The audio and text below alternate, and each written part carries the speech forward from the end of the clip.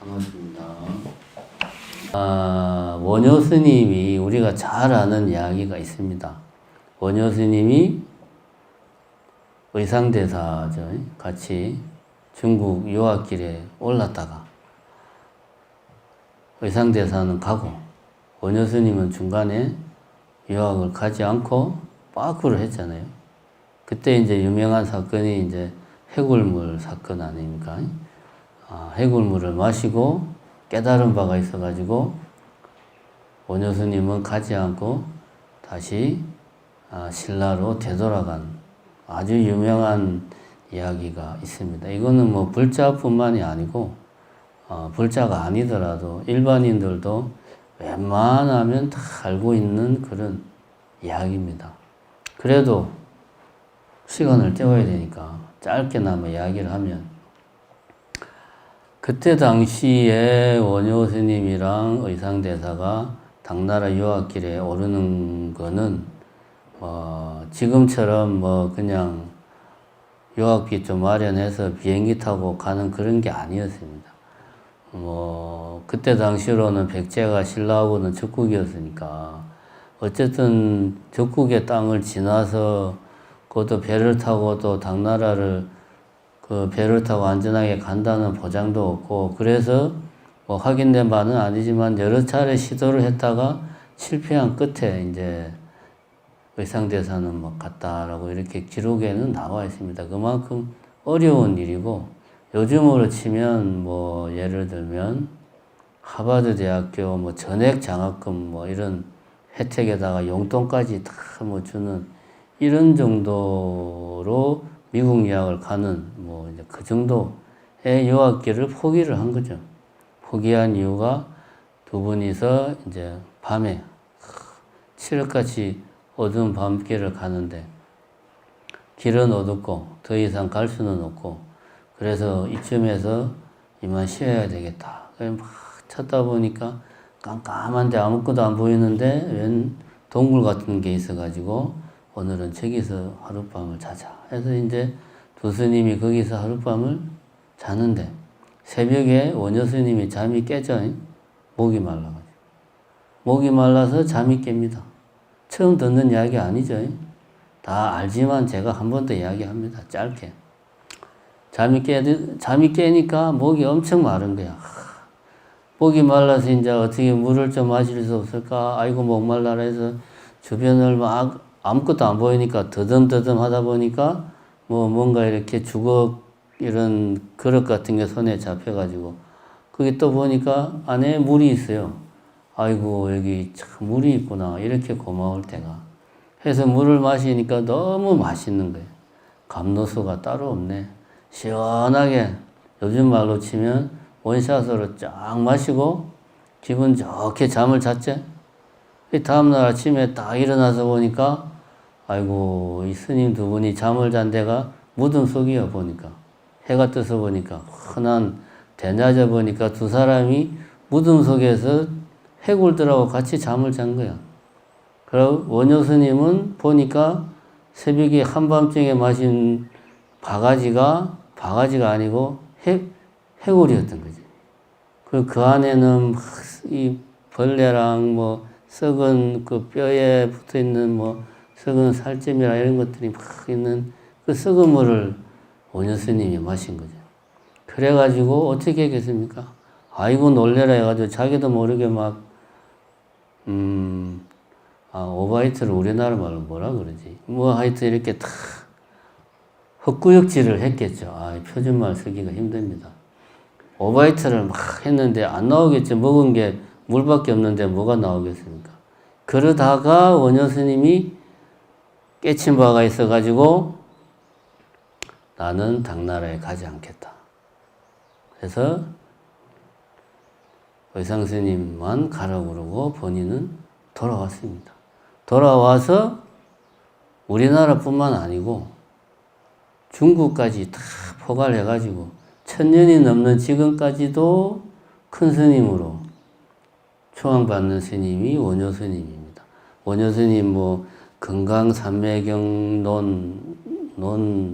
논인가 논소총가 하여튼 그런 책들은 중국에서도 아주 대단한 책으로 소문이 나가지고 막 중국 사람들도 아주 대단하게 평가를 했고 요즘 학자들이 봐도 어렵습니다.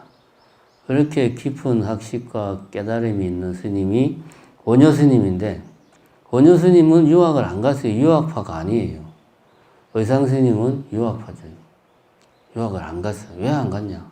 여기서 이제 우리가 상식적으로 알고 있는 이야기는 그거죠. 아, 내가 어젯밤에 그 물을 마실 때는 감로수다 생각하고 마시니까 그렇게 물이 달고 맛있었는데 오늘 아침에 보니까 이것이 해골물이구나. 그러니까 내가 막 흙구역질을 하고 토하고 막 그러는구나. 아, 내가 감로수인 줄 알 때는 그렇게 맛있던 게 해골물인 걸 알고 나니 그렇게 역겨울 수가 없구나. 이게 다 세상 일이 생각하기 나름이구나. 이게 이제 이 원효 스님 스토리의 그 스토리가 주는 교훈이죠. 맞습니까? 맞으면 저는 이제 더 이상 분문할 필요가 없죠. 그죠? 끝나고 내려가야지, 그러면. 근데 이게 아니니까 제가 앞에서 지금 마이크를 잡고 이야기를 하는 겁니다. 과연 그럴까? 자, 우리가 1000년 전으로 돌아가서 원효 스님한테 물어보자 이거야. 진짜로. 그렇게 생각을 해서 유학 안 가고 빠꾸 해가지고 뭐 이렇게 깨달음을 얻으셨냐 한번 물어볼 필요가 있습니다. 청문회를 해야 돼, 이거는. 진짜로 그런지. 곰곰이 생각을 해보자. 제가 저번 법문할 때도 그런 이야기 했습니다. 우리가 우화 같은 이런 것들을 접할 때는 가볍게 접하면 안 됩니다. 가벼운 이야기 속에 무거운 진리가 들어있기 때문에 그 가벼운 이야기를 무겁게 받아들여야 돼. 자, 그러면 원효 스님 이야기를 되짚어 보면 이제 스토리텔링 구조상으로 봤을 때 두 가지 포인트, 그 전환점이 있습니다. 나머지는 이제 이야기를 극적을 하기 위해서 있는 거고, 첫 번째는 원효 스님이 한밤중에 목이 말라서 일어나서 감로수를 맛있게 마시는 그 순간이 있고, 두 번째는 아침에 흔한 대낮에 어제 마신 감로수가 해골물인 걸 알아차린 그 순간이 있습니다. 이 두 순간이 이 이야기의 극적인 순간인데, 그러면 우리가 이렇게 한번 질문을 해볼 수가 있다. 만약에 원효 스님이 흔한 대낮에 길을 가다가 무덤이 보였어. 아이고, 다리도 아프고 힘드니 무덤 안에 들어가서 쉬어야 되겠다. 그렇게 했을까요? 상식적으로는 그렇게 안 하죠. 왜 무덤 속으로 들어갔냐? 깜깜하니까. 거기가 무덤인지 모르고 그냥 뭔가 몸을 피할 수 있는 뭔가가 피난처가 있으니까 그리로 들어간 거예요. 안 보였으니까. 그죠? 그러면 또 우리가 질문을 해보자. 원효 스님이 길을 가는데 목이 말라. 목이 마른데 바로 옆에 보니까 해골이 막 나뒹굴어. 그리고 해골에는 또 물이 담겨 있는데 썩은 물이야. 냄새가 진동을 하고 독충이 부글부글 하는데 원효 스님이 목이 마르니 내가 저 물을 마셔야 되겠나. 그렇게 했을까요? 그렇게 안 했겠죠. 상식적으로 생각했을 때. 왜냐하면 그것이 해골 봐가지고 거기에 든 물이 해골물인지 몰랐으니까 그 물을 맛있게 마신 겁니다. 자, 첫 번째 장면에서 핵심은 뭐냐? 칠흑 같은 밤이었다. 아무것도 안 보인다. 이게 핵심입니다. 이거를 달리 말하면 무지. 모른다 이거지. 안 보이니까 모르는 거예요. 깜깜하니까. 깜깜한 상태에서는 무지하니까, 모르니까 올바른 판단을 할 수가 없는 거예요. 아무리 원효 스님이라도 안 보이는 걸 어떻게 하겠어요? 자, 이 첫 번째 상황에서 중요한 점은 원효 스님은 그 당시에 무지했다 이거지. 그것을 이야기 속에서는 칠흑 같은 어둠 속에서 원효 스님이 감로수를 마셨다라고 이제 이야기를 합니다. 그럼 첫 번째, 우리가 생각해 봤을 때 첫 번째 상황에서 중요한 것은 무지한 상태였다. 그러면 좋다 이거지. 원효 스님이 한밤중에 잠이 깼는데 목이 안 말랐어.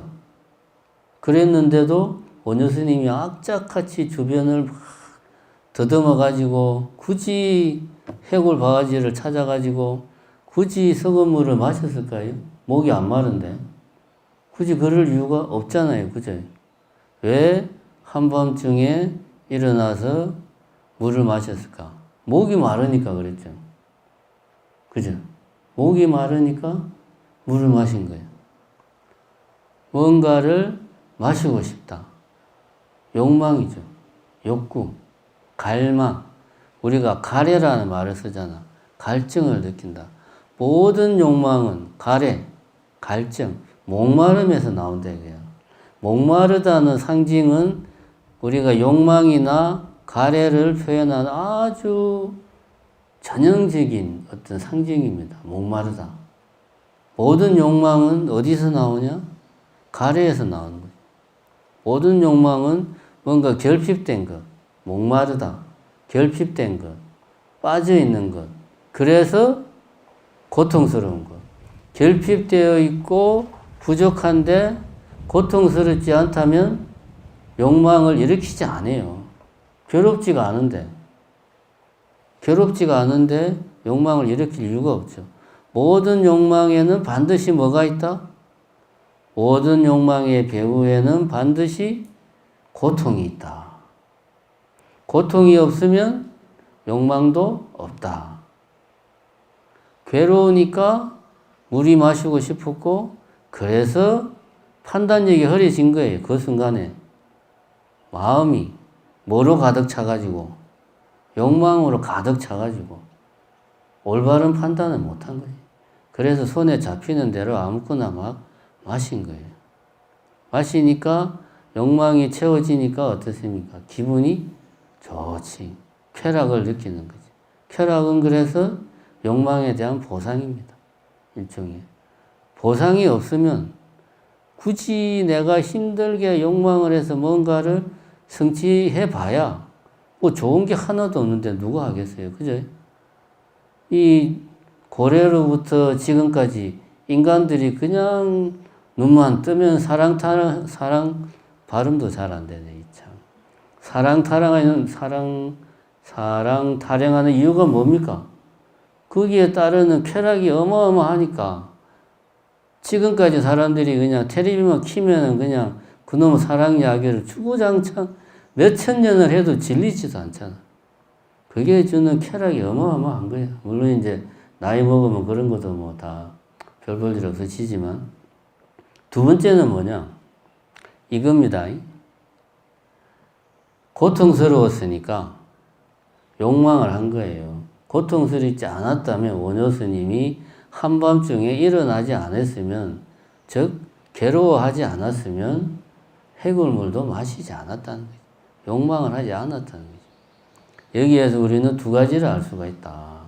우리 중생들은 흔한 대낮에 모든 것이 다 잘 보이고 잘 들리고 이건 이거고 저거고 침착하게 판단하고 생각해서 살아가는 그런 세상에 우리는 살고 있는 게 아니에요. 우리는 깨달은 부처님이 볼 때는 마치 원효 스님이 한밤중에 해골물을 마시던 그 상황처럼 깜깜한 칠흑 같은 어둠 속에서 어둠 속에만 있는 게 아니고 괴로워하고 있는 거예요. 고통스러워하고 있는 거예요. 그래서 우리가 막 뭘 이렇게 막 하고 싶어 해요. 뭔가를 얻고 싶어 하고 가지고 싶어 해. 그 이제 나는 분명히 환한 대낮에 있고 나는 부러운 것도 별로 없고 나는 괴로운 것도 별로 없는데 스님 이야기는 잘못된 것 같다. 아닙니다. 우리가 욕망하고 있다는 사실 자체가 우리가 무지한 상태, 깜깜한 칠흑 같은 어둠의 상태, 그 다음에 고통의 상태, 결핍의 상태에 있다는 증거입니다, 그게. 욕망하지 않으면 우리 욕계 중생은 생존할 수가 없어요. 욕망하지 않으면 제가 아마 법문하면서 한 72번은 말한 것 같은데 밥을 먹고 싶다는 생각이 안 들면 굶어 죽어요. 그죠? 간단합니다. 욕계 중생은 왜 욕계 중생이냐? 욕망하니까 욕계 중생이지. 이렇게 원효 스님이 다음날 아침에 깨달은 게 그거지. 아, 어젯밤에 내가 무지와 고통, 번뇌 속에 있을 때는 몰랐는데 오늘 아침에 흔한 대낮에 마음이 편한 상태에서 보니까 내가 무지와 고통 속에 있었더라 이거지. 그런데 내가 그걸 어젯밤에는 몰랐다 이거야. 원효 스님이 그 사실을 깨달은 겁니다. 아, 우리 중생들이 두 눈을 시퍼렇게 뜨고 있는데 칠흑 같은 어둠 속에서 살고 있구나. 행복하다고 헤헤거리면서 즐겁게 살고 있는데 우리 중생들은 고통 속에 있구나 하는 것을 원효 스님이 밤에 깨달은 거죠. 그래서 원효 스님은 당신이 깨달은 사실을 확인을 하고 그거를 이제 나는 내 혼자 이 사실을 알고 넘어가면 안 되겠다. 내가 깨달은 이 사실을 더 깊이 파헤쳐서 중생들과 나누겠다.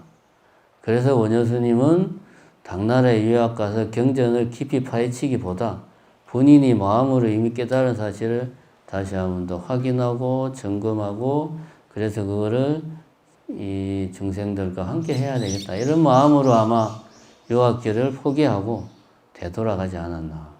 저는 이렇게 생각을 합니다. 그러면 우리가 두 번째 문제를 생각을 해보자. 칠흑 같은 밤이고 목이 몹시 말랐는데 이거는 객관적인 사실이란 말이에요. 칠흑 같은 밤이다. 목이 마르다. 그 옆에 무슨 바가지가 있고 물이 있다. 근데 그걸 굳이 감로수라고 왜 생각을 했을까? 그렇잖아요. 그냥 물이 있구나. 그러고 그냥 마시면 되잖아. 근데 이거를 꼭 아이고 맛있네. 이렇게 맛있는 물이 없네. 정말 맛있네.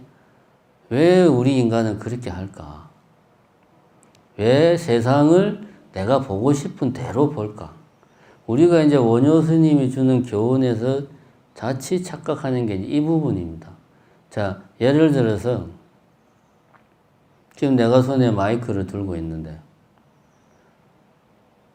우리가 이제 상식적으로 이해하는 원효 스님 이야기의 교훈을 그대로 적용하자면 이런 겁니다. 내가 지금 배가 고파. 배가 고프니까 근데 내 앞에 마이크가 있어. 이제 나는 생각을 하는 거야. 이건 마이크가 아니다. 이것은 빵이다. 이것은 식빵이다. 라고 내가 마음 먹으면 이것은 식빵으로 변한다. 일체유심조니까. 그죠? 원효 스님이 깨달은 건 이게 아닙니다. 아무리 부처님이라도 이것은 식빵이다. 라고 마음을 딱 집중해가지고 깊이 집중해서 생각하면 이게 식빵으로 변하냐? 안 변합니다. 이거는 내가 목숨을 걸고 내기를 할 수 있습니다. 죽었다 깨어나도 마이크는 식빵으로 변하지 않아요. 그죠? 그러니까 마음먹은 대로 되는 게 아니에요. 그러면은 일체유심전은 무슨 이야기냐? 왜 원효 스님은 한밤중에 그 물을 마시면서 왜 그렇게 좋아했을까? 이거는 또 좀 다른 이야기 되겠지. 이걸 이야기하기 위해서는 제가 얼마 전에 꿈을 꿨는데 꿈에 그 뭡니까 이 생체 실험 같은 거를 이제 하는 그런 병원인지 뭐 연구소인지 그런데 이제 잡혀 있었어요. 그리고 이제 그런 실험 대상이 돼가지고 환자복 말고 우리 왜 저 수술하려면 수술하기 전에 그냥 이렇게 옷이라고 보기는 그렇고 그냥 거적 비슷하게 위에 그냥 이렇게 덮어주잖아요. 그래서 중환자실에 이제 며칠 있는 동안 그 옷이라고 하긴 못하지만 하여튼 원피스 같이 생긴 거, 통으로 된 거 있잖아. 그 안에 속옷은 하나도 안 입고 중환자실에서는 그렇게 있습니다. 이제 그런 거를 이제 입고 수술대에 누워 있는 거야. 세 사람이 이렇게 딱. 그러니까 이제 그 수술실 같은 방 안에는 아무도 없고 세 사람이 이제 어디 묶여 있지는 않은데 움직일 수는 없어요. 그리고 밖에서 이제 막 무슨 소리가 나. 사람들 소리. 우리가 생각하기에 아, 저 사람들은 이제 의사나 뭐 그런 사람들인데 저 사람들이 우리가 있는 이 방에 들어오면 우리는 이제 생체 실험을 당하니까 죽어야 돼. 그러니까 소리가 막 가까이 들려오니까 막 불안하고 겁나고 공포에 이제 막 뜨는 거지. 그러면서 막 몸을 막 웅크리고 막 그렇게 있었어요. 그렇게 막 불안에 떨면서 몸을 막 웅크리다가 잠이 깼어요. 깨서 보니까 추운 거예요. 그 전날 밤에 보일러를 좀 틀어놓고 자야 되는데 깜빡하고 그냥 잔 거예요. 그래서 밤새 추워가지고 떨다가 새벽에 돼가지고 예불 들어가기 한 1시간 정도 전이니까 밤새 떨은 거지. 떨다가 새벽에 추워서 잠이 깬 거지. 요거는 객관적인 현실이고 객관적인 현실은 밤에 추워서 잠이 깬 거예요. 추워서 몸을 잔뜩 웅크리고 있었다. 이게 사실인데 나는 이것을 어떻게 받아들였냐. 내가 생체 실험을 당하고 그래서 나는 곧 죽을 운명이고 의사들이 문을 열고 들어오면 나는 죽을 거야. 불안, 공포, 두려움에 몸을 떨고 있다. 몸을 떠는 건 똑같죠, 그죠? 근데 원인이 다르잖아. 왜 이렇게 내 마음대로 스토리텔링을 만들었을까요?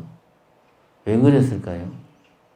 생각을 해봅시다. 그럼 이제 누군가 그럴 겁니다. 꿈이니까, 꿈이니까 그런 꿈을 꿀 수도 있지. 추우니까 그런 꿈을 꿀 수도 있지. 그러면 생각을 해보자. 우리가 생각이라고 하는 것은 뭐 의식도 있고 무의식도 있어요. 여러 가지가 있습니다. 우리 불교에서는 감정, 미묘한 느낌, 공상, 머릿속을 휙 스치고 지나가는 어린 시절의 어떤 마치 그 사진으로 찍은 듯한 장면 하나, 그 다음에 논리적인 생각, 누군가를 향한 원한, 분노 이런 것들을 다 포괄해서 우리는 불교에서 뭐라고 그럽니까? 그냥 생각이라고 그래요. 마음. 그거를 뭐 이성, 감성 분리 안 합니다. 다 마음이라고 그럽니다. 그럼 의식이나 무의식이나 다 마음이 하는 거예요. 그러면은 낮에 이렇게 법문을 하는 이것도 내 마음이고 밤에 꿈을 꾸면서 그 두려움에 뜨는 그런 생각을 하는 것도 내 마음이에요. 다 내 마음이 하는 겁니다. 똑같은 마음인데 꿈을 꿀 때 그런 꿈을 꾸는 그런 마음을 우리는 굳이 말하면 뭐 무의식이라고 할 수 있죠. 그럼 무의식은 내가 아닌 게 아니고도 냅니다. 왜 무의식은 그런 꿈을 꾸었을까? 원효 스님하고 비슷하죠. 왜냐하면 현실에 대해서 무지한 거야. 만약에 무의식이 내가 지금 잠을 자고 있고 그죠? 이불을 발로 차가지고 안 덮고 있고 보일러를 켜지 않았구나 라고 하는 것을 내가 알고 있으면 그런 무의식이 지 마음대로 막 스토리를 만들지 않겠죠. 그러면 불을 켜고 보일러를 돌리고 이불을 덮어야 되겠다 라고 생각을 했겠지. 근데 그걸 몰라. 무지하니까 지 마음대로 생각을 하는 거야. 왜? 무지하니까 괴로운 거지. 추위에 떨고 있는 거야. 괴로운 거야. 괴로우니까 이 괴로움을 벗어나고 싶다. 어떻게? 그건 잘 모르겠지만 어쨌든 벗어나고 싶다. 그런 마음으로 세상을 보면 세상은 그런 마음에 맞게 재구성이 됩니다. 이거를 내가 앞에 이야기했듯이 여기 마이크가 있구나. 이거는 마이크지만 나는 지금부터 이것을 식빵이라고 생각을 할 거야. 그럼 이거는 식빵으로 변할 거야. 이게 아닙니다. 마이크를 보는 순간 걔는 벌써 마이크예요. 물을 보는 순간 이미 걔는 감눴어요. 그죠? 이것은 0.001초 사이에 이미 그렇게 진행되는 겁니다. 아, 이것이 마이크구나 라고 내가 생각을 하는 게 아니고 보는 순간 이미 마이크로 다 세팅이 되는 겁니다. 그렇게 마음이 눈 깜짝할 사이에 움직이는 거예요. 그래서 우리는 세상이 원래 그런 것으로 생각합니다. 원래부터 이것은 마이크고 이것은 컵이고 저것은 카메라고 하늘은 흐리고 원래 이렇구나 라고 우리는 생각하지만 세상에 원래 그런 건 없습니다. 우리 마음이 그렇게 뭐한다? 인식한다. 우리 마음이 세상을 그렇게 재구성한다. 내가 밤에 나의 무의식이 스토리를 그렇게 만든 거는 내 무의식의 입장에서는 의식이 바라보는 견지에서는 꿈이지만 무의식은 그게 현실입니다. 이게 중요합니다. 그죠? 꿈속에서는 그게 현실이거든요. 무의식 입장에서는 그게 현실이야. 무의식이 바라보는 세상은 지금 자고 있고 방의 온도가 낮고 이불을 찾고 그게 아닙니다. 내가 지금 수술대 위에 있고 환자복 비슷한 수술 가운을 입고 있고 밖에서는 연구진들이 내를 생체 실험하려고 들어오고 있고 무의식은 세상을 그렇게 재구성하고 있어요. 우리가 이 세상을 보고 듣고 인식하는 게 그렇게 하는 거다. 그럼 여기에 우리가 이런 반론을 제기할 수 있습니다. 아니 그러면 무의식이 그런 꿈을 외국에서 꾼다는 거 이해할 수 있다. 그러면 미리 정신 차리고 깨면 되지 않냐 라고 생각을 하는데 우리가 곰곰이 생각해 보면 잠을 잔다는 것은 어떻게 보면 우리 정신 중에 일부가 쉬는 거예요. 굳이 말하면은 뭐 의식이라고 말하는 부분이 쉬는 기간이 자는 겁니다. 그리고 다른 생각들이 그 시간 동안에 막 활발하게 움직이는 거예요. 그러니까 우리가 자고 있는 동안에 추위도 느끼고 소리가 시끄러우면 깨잖아요. 왜냐? 만약에 잠을 자면 모든 정신이 다 휴식을 취하고 스톱하면 아무리 시끄러워도 잠이 깨면 안 되죠. 그죠? 아무리 추워도 잠이 깨면 안 되죠. 그런 것들을 자면서도 다 느끼는 거예요. 누가? 내 마음이. 단지 내 마음의 일부만 잠깐 쉬고 있을 뿐입니다. 내 마음은 자면서도 계속 작용을 하고 있습니다. 뭐 보는 것은 한계가 있겠지만 듣고 피부로 느끼고 모든 것들은 다 내 마음이 판단을 해요. 그러니까 잠이 깨고 그런 상황에서 제한된 정보를 가지고 며칠 전에 내같이 그런 나름으로 세상을 막 재구성하는 겁니다. 이와 같이 우리는 세상에 대해서 무지하고 무지할 뿐만 아니라 그로 인해서 고통스러우니까 그 고통에서 어떻게든 벗어나려고 욕망을 하고 그 욕망에 끌려다니다 보니까 세상을 내가 욕망하는 대로 재구성하는 겁니다. 그래서 우리 인생이 괴로운 겁니다. 달리 괴로운 게 아닙니다. 우리가 세상을 나도 모르게 다시 말하면 무의식적으로 재구성하는 거예요. 내가 마음만 먹으면 세상이 바뀌는 게 아니고 이미 무의식적으로 내가 세상을 내 마음대로 보고 있어요. 나도 모르게. 이게 중요합니다. 나도 모르게 내 마음대로 세상을 보고 있다. 이게 중요합니다. 마치 꿈속에서 내 마음대로 막 세상을 만들어내듯이 그렇게 우리는 눈을 뜨고 그렇게 살고 있다는 거죠. 분명히 눈을 시퍼렇게 뜨고 있는데 우리는 꿈을 꾸고 있는 거예요. 비유를 들자면. 그게 우리의 현실이다. 그래서 우리가 이 고통 속에서 살고 있다. 그러면 여기를 벗어나려면 어떻게 해야 되는가? 꿈 이야기를 했는데 꿈 중에서 가장 대표적인 꿈 이야기하면 역사적으로 많은 꿈들이 있습니다만은 역시 그 장자의 호전몽이 가장 대표적이다.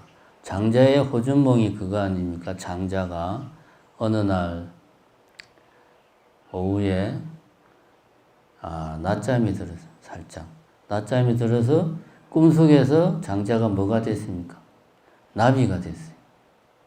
나비가 되어서 꽃밭을 꽃과 꽃 사이를 훌훌 날아다닐 때 기분이 너무 좋았던 거예요. 그러다가 잠이 깼어요. 잠이 깨니까 아쉽겠죠. 꿈속에서 나비가 되어서 너무나 행복했는데 다시 현실로 돌아와 보니 자기는 늙은 인간이야. 늙고 가난한 별 볼 일 없는 한 사람의 인간인 거지. 그 이제 여기서 우리 보통 사람들은 참 꿈이 좋았는데 사는 게 이게 뭔지 이러고 말겠지만 장자는 워낙 대단한 사람이고 워낙 사고의 틀이 자유로운 양반이라 장자는 이렇게 생각을 했어요. 지금이 꿈이구나. 나는 원래 나비인데 나비인 내가 지금 꿈을 꾸는 거야. 꿈속에 내가 사람이 되었어. 장자는 이렇게 생각을 하는 거예요. 이렇게 생각하다 보니까 장자가 이제 헷갈리는 거지. 내가 진짜 나비인가? 내가 사람인가? 헷갈리는 거예요. 이게 이제 호전몽 이야기입니다. 이 이야기가 우리한테 이제 주는 교훈은 뭐냐 하면 이거는 뭐 여러 가지로 우리가 해석을 할 수 있겠지만 가장 큰 거는 뭐냐 하면 아까도 제가 이야기했죠. 나도 모르게 무의식적으로 우리 마음대로 세상을 이미 보고 있어요. 내가 원해서 의도해서 그렇게 하는 게 아닙니다. 그러면 우리는 어떻게 해야 되느냐? 의도적으로 의식적으로 내가 보고 듣는 이 세계가 과연 지금 보고 듣는 이대로가 실제 세계냐? 의심해 볼 필요가 있습니다. 모든 것을 의심을 해 볼 필요가 있어요. 어떻게? 마치 장자가 잠에서 깨가지고 나는 과연 사람이 맞을까? 이런 황당한 의심. 나는 나비인데 지금 꿈속에서 사람으로 있는 게 아닌가? 이런 우리의 기본적인 전제 자체에 대해서 회의하고 부정하고 의문을 던져볼 필요가 있습니다. 이게 뭡니까? 이게 불교 그 선종에서 말하는 화두예요. 모든 화두는 한마디로 딱 압축됩니다. 어째서? 어느 날 어떤 스님이 조주 스님을 찾아가서 물었어요. 조주 스님, 만유불생이라 모든 것에는 불생이 있다고 하는데 그러면 저 하잘것없는 개한테도 불생이 있습니까? 라고 질문을 했습니다. 그러니까 조주 스님이 뭐라고 그랬게요? 없다고 그랬죠. 개는 불생이 없다. 그러니까 이 양반이 헷갈린 거야, 그때부터. 분명히 부처님은 모든 것은 불생이 있다고 하는데 생불이라고 일컫는 정말 내가 존경에 맞지 않는 스승인 조주 스님은 개는 불생이 없다고 그랬거든. 그러니까 이 양반이 딱 생각이 거기서 이제 스톱한 거지. 어째서 없다고 했을까? 어째서 불생이 없다고 했을까? 계속 그 생각만 하는 거지. 어째서 불생이 없다고 했을까? 일상생활이 힘들어지죠. 똑같습니다. 어떤 사람이 조주 스님에게 물었어요. 부처님이 뭡니까? 그러니까 뭐라고 그랬습니까? 똥막대기다. 뭐 이렇게 이야기를 했어요. 그러니까 옛날에는 지금 우리가 화장실에서 볼일을 마치고 이제 뒤를 볼 때는 휴지로 닦지만 옛날에는 그거를 따로 하는 나무 막대기가 있었어요. 그걸 이제 그거라고 부처님은 똥막대기다라고 이야기를 한 거예요. 이게 가장 물건 중에서 비천하고 하찮은 것을 빗대어서 말한 거지. 그러니까 제자가 거기서 생각이 탁 막히는 거지. 어째서 똥막대기라고 했을까? 어째서? 모든 화두는 그 한마디로 다 돌아갑니다. 어째서? 이런 마인드를 가지기 위해서는 아까 이야기했듯이 우리 일상에 대한 내가 보고 듣고 느끼는 모든 것에 대해서 회의를 하고 부정을 하고 마치 장자가 내가 혹시 나비는 아닐까? 나비인 내가 지금 꿈을 꾸고 있는 게 아닐까? 이렇게 생각하듯이 우리가 지금 있는 현실에 대해서 비틀어보고 부정하고 현실을 다시 바라보는 그런 마음, 그래서 의문을 가지고 현실을 대하는 그런 마인드가 있어야지만이 우리는 무지한 상태, 그래서 고통스러운 상태에서 벗어날 단초를 우리가 마련할 수가 있다. 이거를 우리는 명심해야 되겠습니다. 그래서 이제 화엄경에 나오는 유명한 개송이 있지요. 마음은 그림을 그리는 화가와 같다는 개송이 있습니다. 그 개송은 이렇게 되죠. 심여공화사라 심여공화사라 능화제세간이라 오원실종생하니 무법이 부조라. 여심불력이 하고 여불 실종생이라. 여불 중생년이라. 그죠? 응지 불여심은 채성 계무진이라. 뭐 이런 개성이 있습니다. 화엄경에 나오는 유명한 개성이다. 마음은 그림을 그리는 화가와 같다. 그래서 능화제세간 모든 세상을 다 그려낸다. 자, 여기서 마음은 카메라와 같다 이렇게 말 안 했습니다. 화가와 같다. 화가는 세상을 있는 그대로 그리는 게 아니죠. 자기 나름의 주관과 생각과 느낌을 반영해가 자기 나름대로 그립니다. 이렇게 마음은 세상을 그리는 화가와 같은 거다. 카메라가 아니다. 그래서 모든 걸 다 그려낸다. 만드는 게 아닙니다. 그려내는 거예요. 마음은 신이 아니기 때문에 세상을 창조하진 않아요. 단지 세상을 자기 나름대로 재구성합니다. 오온이라고 하는 것은 우리가 있다고 생각하는 모든 것들이죠. 내 몸, 내 생각, 이 모든 것, 내가 보고 듣고 느끼는 모든 것이 오온인데 오온이 다 이렇게 마음 따라 종생 생기니까 무법이 부자라. 모든 법이 다 이렇게 만들어진다. 해서 우리가 법이라고 하는 것은 실제 있는 그 존재 그 자체를 말하는 것이 아니고 우리가 무언가를 보고 이것은 카메라, 이것은 컵 이렇게 말하는 그 컵이라는 그 이미지, 말하자면 카메라라는 이미지, 우리는 마치 카메라가 저기에 있다고 존재한다고 생각하지만 사실은 카메라라는 이미지를 우리가 마음속에서 만들어내는 겁니다. 그런 이미지를 다 모아서 우리는 이 세상을 보고 있는 거예요. 이렇게 부처도 그와 같다. 여심불력이라. 마음이 그러하듯 부처도 그러하고 여불 중생년이라. 부처가 그러하듯 중생도 그렇다. 정 무슨 이야기냐. 마음이 모든 것을 그리는 화가라고 했듯이 그 모든 것은 부처도 중생도 다 포함된다는 거지.